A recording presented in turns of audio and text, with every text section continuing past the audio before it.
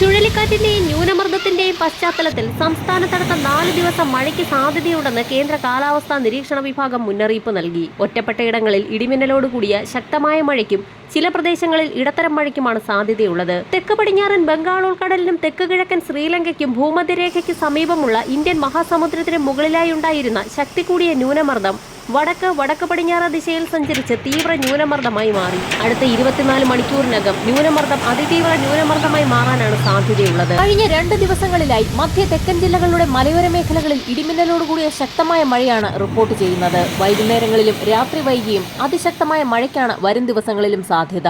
തെക്ക് പടിഞ്ഞാറൻ ബംഗാൾ ഉൾക്കടലിന് മുകളിലായി ശക്തി കൂടിയ ന്യൂനമർദ്ദം സ്ഥിതി ചെയ്യുന്നു. ഇത് അടുത്ത 48 മണിക്കൂറിനുള്ളിൽ തീവ്രത കൂടിയ ന്യൂനമർദ്ദമായി മാറും. സംസ്ഥാനത്തടുത്ത 3 മണിക്കൂറിൽ തിരുവനന്തപുരം, കൊല്ലം, പത്തനംതിട്ട, ആലപ്പുഴ, കോട്ടയം, എറണാകുളം, തൃശൂർ, മലപ്പുറം, കോഴിക്കോട് ജില്ലകളിൽ ഒറ്റപ്പെട്ടയിടങ്ങളിൽ ഇടിമിന്നലോടുകൂടിയ ശക്തമായ മഴയ്ക്കും മണിക്കൂറിൽ 40 കിലോമീറ്റർ വരെ വേഗതയിൽ ശക്തമായ കാറ്റിനും സാധ്യതയുണ്ടെന്ന് കേന്ദ്ര കാലാവസ്ഥാ വകുപ്പ് അറിയിച്ചു.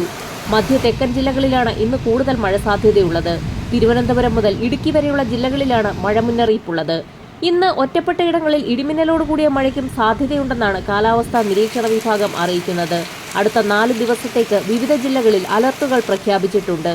ഇന്നും നാളെയും മറ്റന്നാളും മഴയ്ക്ക് സാധ്യതയുള്ളതിനാൽ 7 ജില്ലകളിൽ ഗ്രീൻ അലർട്ടും നൽകി കഴിഞ്ഞു. കേരള, ലക്ഷദ്വീപ്, കർണാടക തീരങ്ങളിൽ ഇന്ന് മത്സ്യബന്ധനത്തിന് തടസ്സമില്ല എന്നും കാലാവസ്ഥാ നിരീക്ഷണ വിഭാഗം അറിയിക്കുന്നു. തെക്ക് പടിഞ്ഞാറൻ ബംഗാൾ ഉൾക്കടൽ, അതിനോട് ചേർന്ന തെക്ക് കിഴക്കൻ ബംഗാൾ ഉൾക്കടൽ, അതിനോട് ചേർന്ന തെക്കൻ ശ്രീലങ്കൻ തീരം എന്നിവിടങ്ങളിൽ മണിക്കൂറിൽ 40 മുതൽ 50 കിലോമീറ്റർ വരെ വേഗതയിൽ ശക്തമായ കാറ്റിനും മോശം കാലാവസ്ഥയ്ക്കും സാധ്യതയുള്ളതിനാൽ മത്സ്യത്തൊഴിലാളികളും തീരദേശവാസികളും അതീവ ജാഗ്രത പുലർത്തണമെന്ന് ഇൻകോയിസ് മുന്നറിയിപ്പ് നൽകി. വരും മണിക്കൂറുകളിലെ കാലാവസ്ഥാ മുന്നറിയിപ്പുകൾക്കായി ചാനൽ സബ്സ്ക്രൈബ് ചെയ്യാൻ മറക്കാതിരിക്കുക.